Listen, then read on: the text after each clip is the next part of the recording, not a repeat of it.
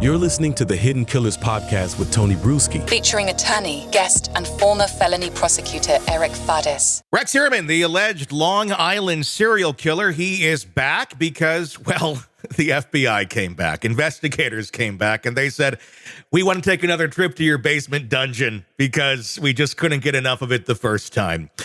Joining me to discuss, attorney Eric Faddis, former prosecutor. This is interesting that they went back a second time. Almost a year ago was when they did the initial investigation. Remember seeing that? All the creepy things being taken out of the house, dolls, 100-some guns, computers that we discovered were just filled with child pornography.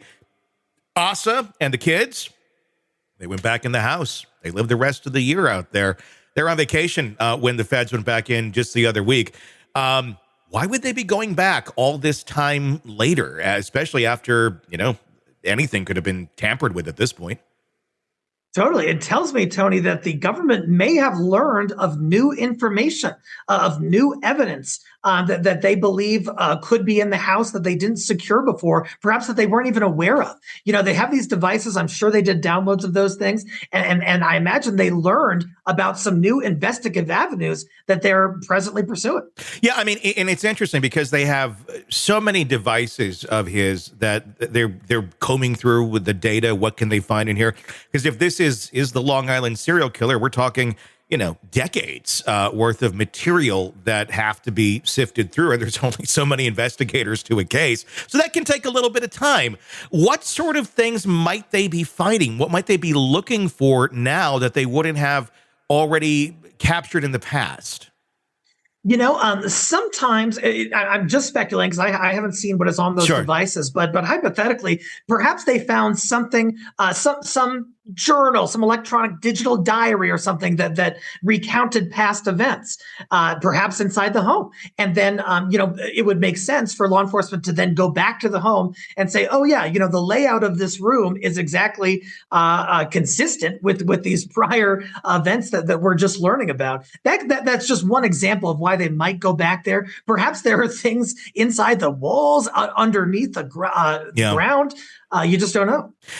Another thing that I was thinking when I was hearing about them going back in, the accounts of maybe some of the people who got away, maybe some of the people who were at the sex parties, things of that nature, because we have heard a lot of allegations about connections possibly with James Burke, the former Suffolk County Police Department chief, who, ended up leaving in disgrace.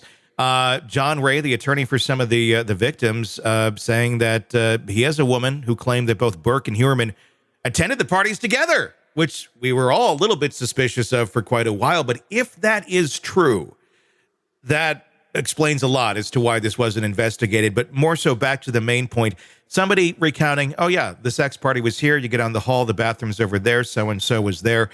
That information alone, just like the layout of a house or a lamp or something that's specific to that home, that can put a lot more validity to someone's sex party story, can it not? Exactly. It corroborates the details of these victims' accounts.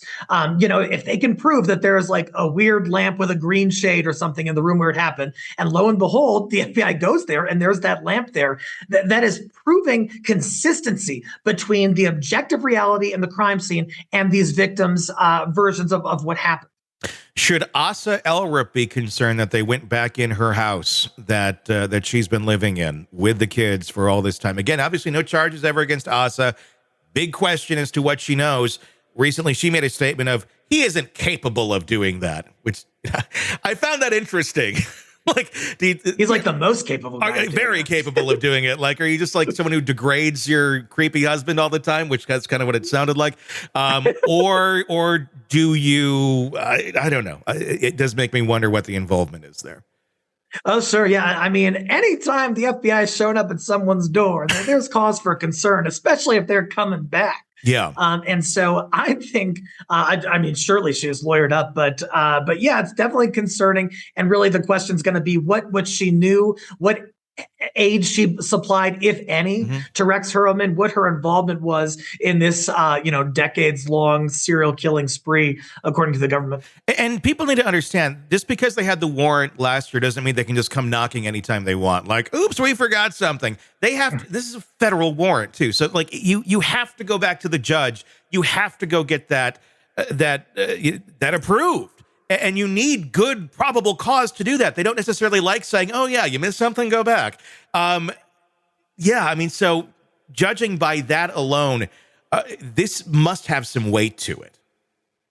A federal judge must have thought so because the federal judge granted the warrant. Yeah. And so what that means, the federal judge found probable cause for the FBI to go back in there a year after. It is in all likelihood not the original probable cause that authorized the FBI to go in initially. It's got to be something new, and it's got to be something important to the case. Do you think it has anything to do with the original Gilgo 4, or does it have something to do with the other possible victims that they've been investigating? I mean, there was a search recently at another location of another possible victim of his just a couple weeks prior. It makes me wonder, is this in relation to new possible victims here? In Suffolk County and beyond, for decades, there have been women who have gone missing. Oftentimes they are sex workers. And a lot of people are wondering if there is some sort of connection between those victims and this alleged ongoing serial killer thing that Rex Heuermann was allegedly doing. Yeah. And so, is it related to new evidence they have about new potential victims? Could we see new charges based on this subsequent FBI search? I think there's a reasonable likelihood we could. Yeah. It's going to be interesting to see what they unearth out of the dungeon of Rex Heuermann. Sick of the ads? We are too. Start listening with no commercials now and get access to all of our episodes in advance of everyone else. Become a True Crime Today Premium Plus subscriber on Apple Podcasts. Search True Crime Today Premium Plus on Apple Podcasts or go to our podcast page and sign up now. True Crime Today Premium Plus. Sign up now.